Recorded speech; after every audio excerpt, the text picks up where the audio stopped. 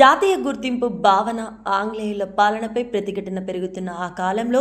వందే మాతరం గీతం మాతృభూమిని బలం శ్రేయస్సు దైవత్వానికి ప్రతీకగా మార్చిందని, జాతీయ సమైక్యత ఆత్మగౌరవాన్ని పెంపొందించి దేశభక్తికి శాశ్వత చిహ్నంగా మారిందని నాగర్ కర్నూలు జిల్లా కలెక్టర్ బాధవత్ సంతోష్ అన్నారు. 1875 నవంబర్ 7న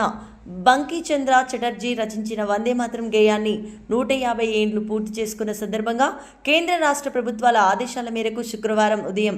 10 గంటలకు నాగర్ కర్నూలు కలెక్టరేట్ ఐడిఓసి ప్రధాన సమావేశ మందిరంలో